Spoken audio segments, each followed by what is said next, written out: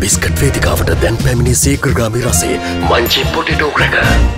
Biscuit වේදිකාවට දැන් පැමිණි සීග්‍රගාමී රසේ Munchee potato cracker.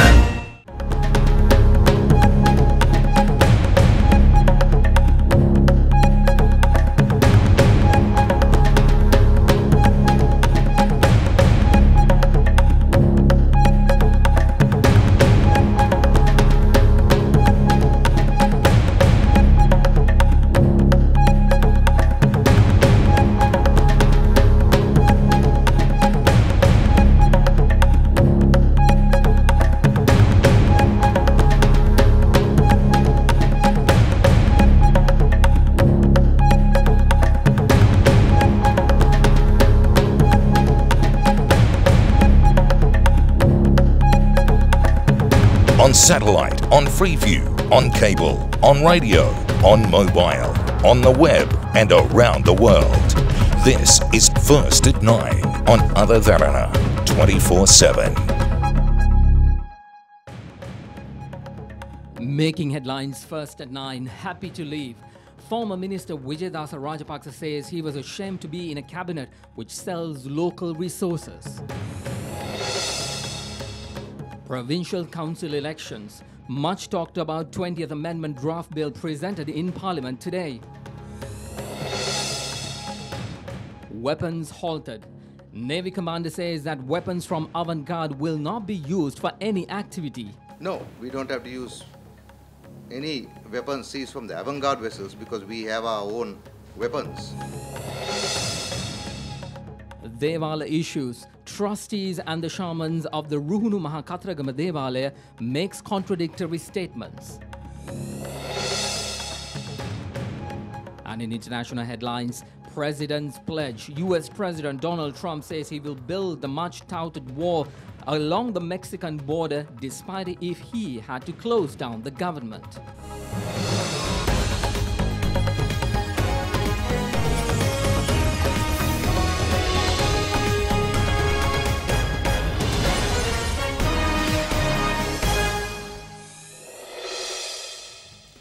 Another minister forced to leave his position today as the state of the government shaken once again. Good evening, everyone. I'm Mahesh Johnny, and this is First at 9 on Other Derana 24/7. So let's begin with the latest on local news. Minister of Justice and Buddha Sasana, Dr. Wijayadasa Rajapaksa, was removed from his ministerial portfolios today. The move follows a request by the United National Party from the President to remove Minister Wijayadasa from his position in the cabinet. Minister Wijayadasa Rajapaksa was accused of violating collective responsibility at the United National Party Working Committee meeting held last week. Making a statement yesterday, Secretary General of the UNP, Kabir Hashim, also agreed with the accusations, saying the minister violated the collective responsibility by criticizing government policies. The President's media division said Minister Wijayadasa was informed of President's approval to remove him from his ministerial position by way of letter following the request by the UNP. Accordingly, Minister Wijayadasa Rajapaksa visited his ministry today and returned its vehicles used by him.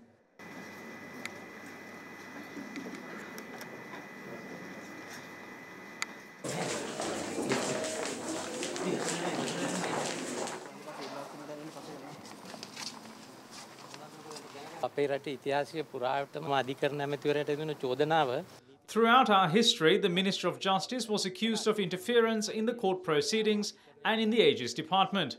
I, however, is accused of not interfering in court proceedings. The Cabinet of Ministers violated the Constitution. When the Hambantota Port Agreement was entered into, a proposal should have been tabled in Parliament and it should have been passed with a 2/3 majority. This was not done. The agreement is not valid and it is just a piece of paper. I'm ashamed to be a part of a cabinet which sells national resources. When the President appointed a commission unexpectedly to look into the bond issue, many got scared, especially when the masterminds were caught. They also got scared when the footnote carder who attempted to cover up the bond scam was caught. The Attorney General was called to Temple Trees on Wednesday the 15th and was insulted by the backbenchers. The AG was ordered by them to file cases against their enemies within 2 weeks. In 2002 and 2003, during the UNP government, the SLTB was sold for 860 million rupees to Ravi Vettasinghe. I saved it by filing a case in the Supreme Court. Sri Lanka Insurance Corporation, which had assets of 125 billion rupees, was sold for 6 billion rupees. We lost the Apollo Hospital as well. I got them back through the Supreme Court in line with the recommendations made by the COPE.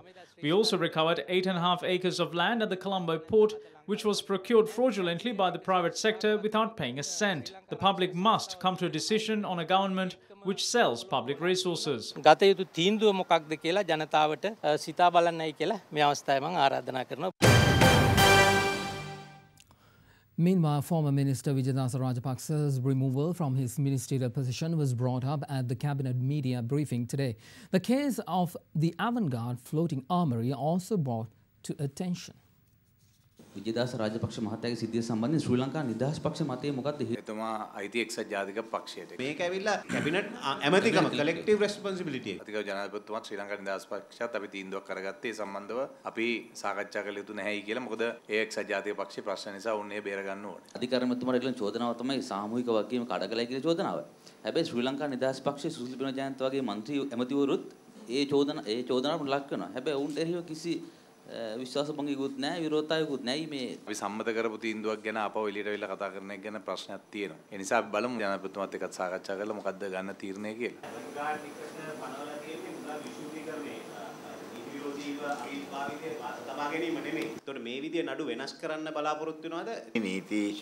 There is a major issue when it comes to this case. We can ask the new Justice Minister to revisit the case. The relationship between the owner of Avant-Garde and the Justice Minister is proven with footage. දේශමතිවරයා මීට කලින් ඔහුත් ඔය Avant-Garde සිද්ධිය සම්බන්ධයෙන් ඉල්ලා අස්සුණා. දැන් ඒතුමා පුනරුත්ථාපනය වෙලාද තියෙන්නේ? ඔව්. එතකොට ඒ කියන්නේ විජයදාස ඇමතිතුමාටත් තවත පුනරුත්ථාපනය වෙලා නැවතත් ආපහු වෙන්න පුළුවන්ද? ඒ කාලයක් ගියාම එහෙම වුණොත් සලකවල බලන්න හැකියි. The joint opposition accusers and former Minister of Justice Dr. Vijayadasa Rajapaksa was removed from his post as he refused to fall in line with the government's policy of vengeful politics. UPFA parliamentarian Dilum Amanugama levelled the accusation today while addressing a media briefing in Colombo. Minister of Justice expressed his opinion on the Hambantota port issue, and he was summoned to the UNP Working Committee meeting to be told off for it. He was then given a time period to recorrect his statement so that he wouldn't be removed from his ministerial positions. He, however, has a strong backbone and did not budge. The Justice Minister is being punished because he did not follow directives of the Prime Minister and the government to take legal action against those singled out by them.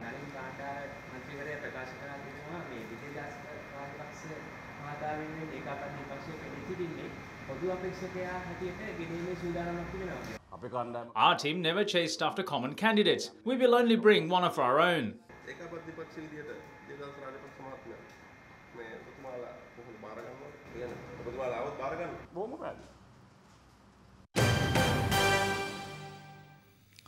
Meanwhile, several politicians, civil organizations and members of the clergy also expressed their views over the removal of Minister Vijayadasa Rajapaksa from ministerial positions.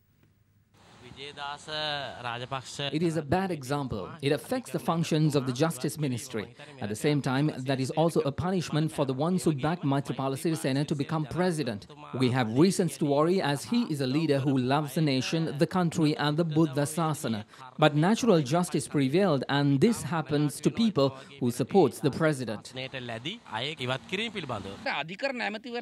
As the Minister of Justice, his responsibility is making sure thieves and fraudsters are punished. Without doing his given job, he was criticizing the party leadership and violating the collective responsibility of the party. What else we can do without sending him away?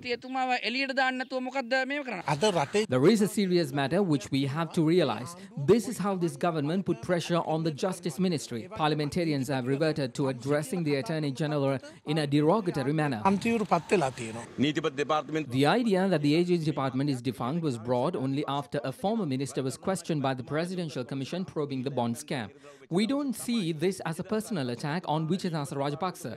There is an issue with the rule of law in the country. The UNP respected Dr. Vijayadasa Rajapaksa as the brainiac of the party. It seems Mr. Wickramasinghe and his team do not like brainiacs. If the government only needs yes men, they have enough such persons within their group. They want puppets to be appointed to the most important institutions of this country. A country cannot go forward with ministers who violated the collective responsibility. How can he be kept in the cabinet just because the Mahasangha said so? It should not be done and we won't allow it. The issue now is he has not bent the law. Had he put family members of the former president in prison, he could have been a popular figure in the party. Whoever is appointed to the position should subscribe to vengeful politics. Minister Vijayadasa Rajapaksa said that Minister Rajitha Senaratne thinks that he is the Minister of Education, Justice as well as Health. It is high time for the President to make a decision whether government's decisions are made at the cabinet meeting or in line with individual needs.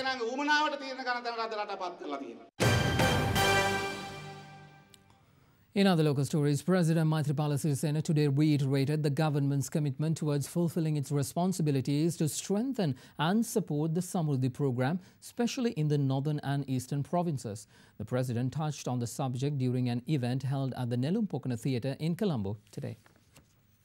The Samruddhi Prajashakti 2017 National Convention commenced today under the patronage of President Maithripala Sirisena. 4 Samruddhi community representatives were presented with mementos by the President. We should be very happy about the progress of the Samruddhi program within the past 23 years. As a government, our policy is to discuss its shortcomings with you and take action. The Samruddhi program in the northern and eastern provinces has not yet achieved the same quality as it has elsewhere. Thus, the government will prioritise the north and east and ensure the successful operation of the Samruddhi program there. We have already prepared the basic conditions in this regard.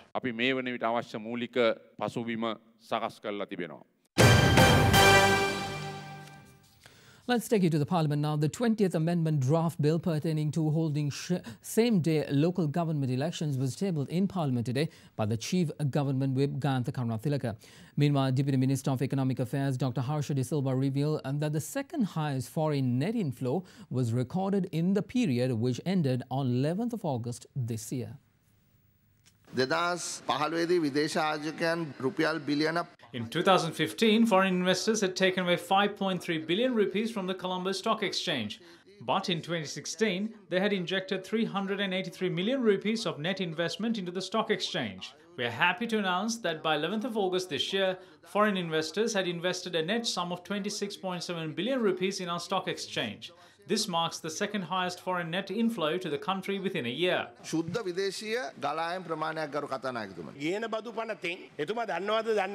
new Inland Revenue Bill, other than tax concessions specifically mentioned in it, there won't be any tax concessions for dividends, foreign investments or anything else. After the central bank scandal, these foreign investors took away more than 2 billion rupees. I would like to remind him that 26.7 billion rupees have come to us. I challenge him by saying that he had miscalculated the whole thing. Money is not being taken away. It's being brought back.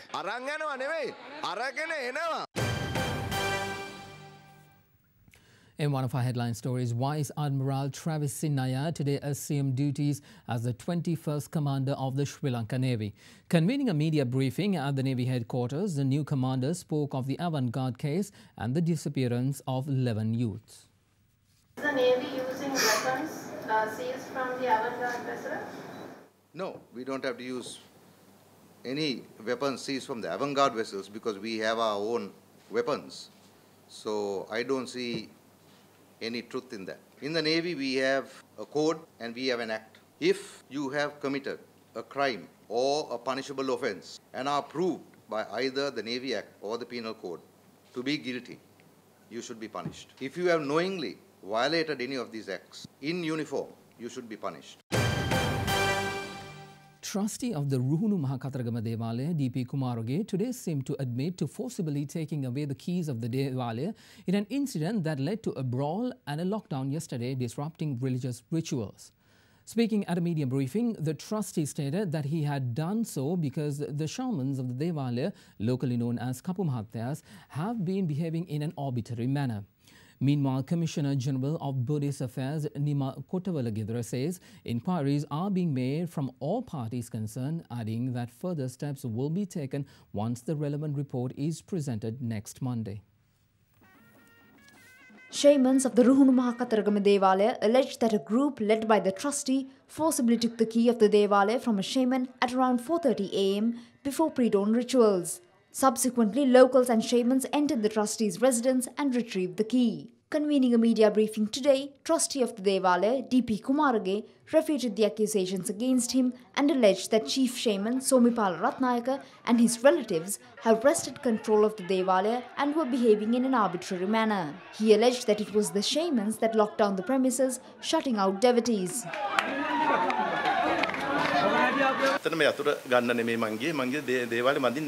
I went there not to take the keys, but for religious observances. The Devalaya was open then. I have the right to take the key at any time. I wasn't going to take the key away, but to take it inside the Devalaya. They didn't let me enter. The chief shaman locked up the Devalaya to prevent me from giving the key to another shaman. He had about 50 to 100 supporters with him. In a later media briefing today, however, the trustee had this to say.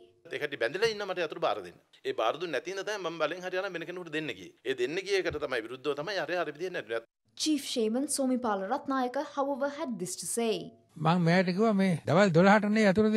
I told him the key will be handed over at noon. I asked him why he wanted it at 4 in the morning. Later, I gave the key to another shaman to perform rituals. When he was in the courtyard, the key was grabbed from him. A man who came here for just 5 years is challenging me, who served here for 61 years. This is for financial gain. Meanwhile, trustee D.P. Kumarage released CCTV footage depicting yesterday's clash. The released footage had, however, been recorded only after 5:30 am. Other Derana inquired of the matter from the CCTV operator of the Kataragama Devalaya, who claimed that earlier footage had allegedly not been recorded due to a technical issue.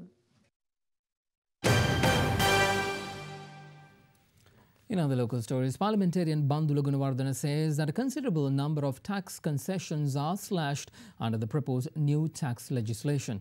He made these remarks speaking at a function held in Colombo yesterday. The Parliament passed the Inland Revenue Act number 10 of 2006. It included tax exemptions for farmers, labourers, exporters and many more. We had to implement a concessionary tax policy which is more beneficial for the public, which will increase the production of the country along with revenue and employment. The government says tax revenue went down to 11 to 12% as a result of it. By granting various tax concessions to agricultural and industrial sectors, small and medium-scale entrepreneurs got a boost. The highest growth in Sri Lanka was maintained during that period, so the gross domestic product was increased. Tax concessions given by former Finance Minister Mahinda Rajapaksa was reduced to 2 pages with the arrival of former Minister Ravi Karunanayake. Significant amount of cuts are made to tax concessions and there is no mention of tax concessions in the new act. They are attempting to erase the tax concessions granted by former President Mahinda Rajapaksa from the memory of the public.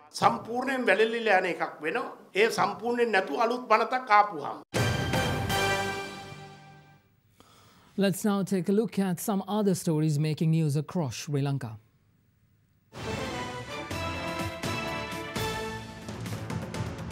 Former Governor of the Central Bank, Ajit Niwad Cabral, today arrived at the Commission to investigate allegations of bribery or corruption. He said he had been summoned pertaining to an investment made in Greece by the Central Bank of Sri Lanka. A lawyer who arrived in Gampaha for a case in the Gampaha Magistrates Court allegedly defied police following a minor accident involving his vehicle. He had ignored the accident, and while the Gampaha Chief Magistrate notified the police to take action, the lawyer in question had left the court premises.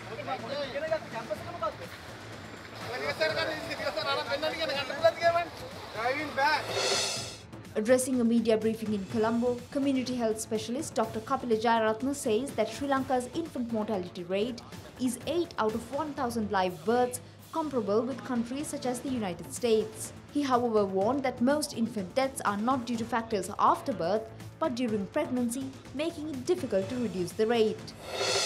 A group of disabled soldiers, along with their families, today commenced a 3-wheeler rally headed from Anuradhapura to Colombo. They are to hand over an epistle to President Maithripala, calling on him to protect their rights.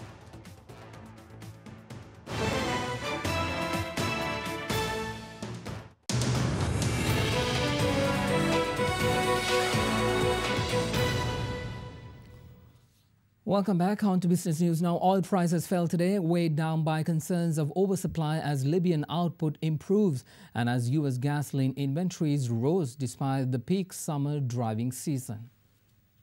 Brent crude futures, the international benchmark for oil prices, were at $51.64 per barrel, down 23 cents from their last close. US West Texas Intermediate crude futures were at $47.59 a barrel, down 24 cents.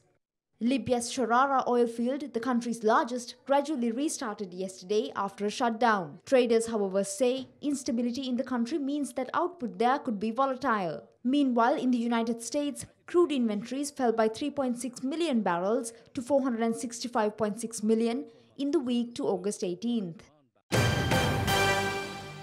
Let's take you to the stock market now. Sri Lankan shares fell for the third straight session today, hitting their lowest close in more than 4 months as investors sold heavyweights amid continuing uncertainty over a proposed tax reform bill. The Colombo Stock Index fell 0.19% or 12.05 points to 6,383.27, its lowest close since April 18th. We now have the daily market update with Imeshi Fernando from the Colombo Stock Exchange.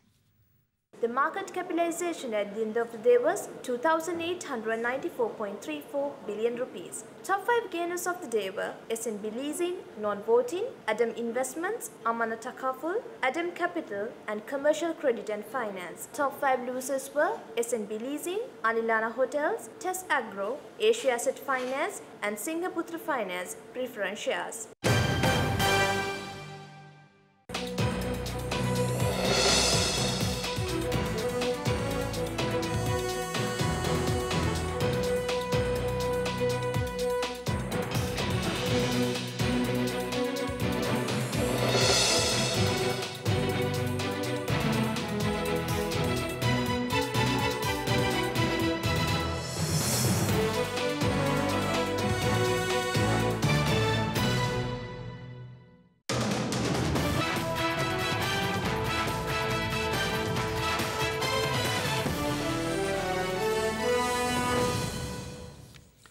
On to sports now. The second one-day international between India and Sri Lanka will get underway tomorrow in Pallekele. Both teams were seen going through their drills today. India won the first match of the 5-match series by 9 wickets. During the win, India got to the record books as the team to use the minimum number of overs to chase down a 200-plus target. Tomorrow's match will be an important match for the national team to inject some momentum into their play to get over several low-key performances recently. The last ODI held at Pallekele was in 2015 between Sri Lanka and Australia, where the Kangaroos won the match by 5 wickets. More cricket. Pakistani legend Shahid Afridi has finally got a century in 20-over cricket against his name. The mercurial batsman brought up his maiden T20 ton last evening for Hampshire in the quarter-final of the T20 Blast in England. Despite being one of the most feared batsmen on the international scene over the last 2 decades, a century in 20-over cricket eluded him. 222 innings later, it finally came last evening as he blasted 101 of 42 deliveries for Derbyshire in the English domestic T20 Blast. At 37 years and 174 days, Afridi is the oldest Pakistani and 6th oldest of all time to score a maiden 100 in T20 cricket. Afridi's 101 was literally the difference as Hampshire beat Derbyshire by a similar margin. Shahid Afridi. Incredible innings from Shahid Afridi. Thanks for the entertainment.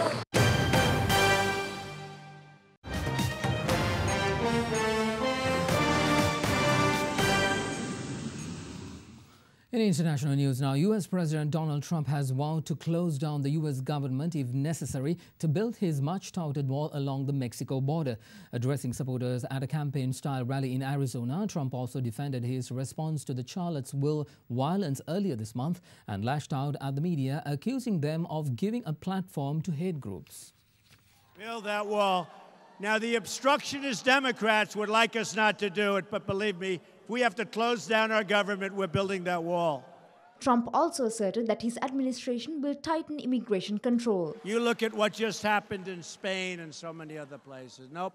We're really vetting. We're tough. Does anybody want me to be soft on the vetting, or would you like me? Extreme vetting. I came up with that term. That's what it has to be.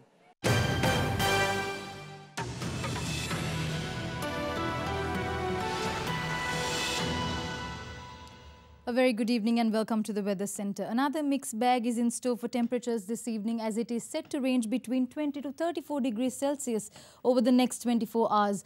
Afternoon thundershowers can be expected in the eastern, over, northern and north central provinces, while cloudy skies can also be expected across most parts of the island. Fairly heavy falls can be expected particularly in the Trincomalee, Batticaloa, Mullaitivu, Vaunia and Anuradhapura districts. Several spells of light showers will occur in the western, Sabaragamuwa, central, northwestern and southern provinces. And up next is your city by city forecast.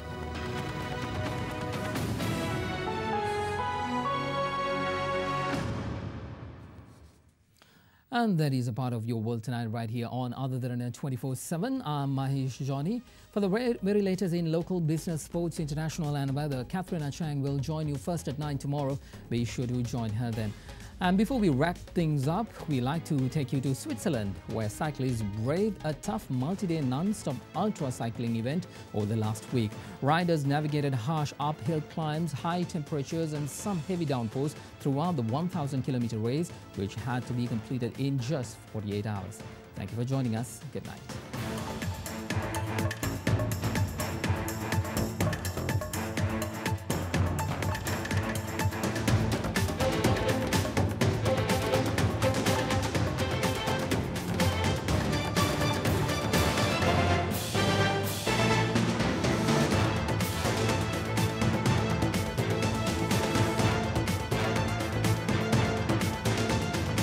Bringing you the news and information 24 hours a day. This is Sri Lanka's premier news channel, Other Derana 24/7.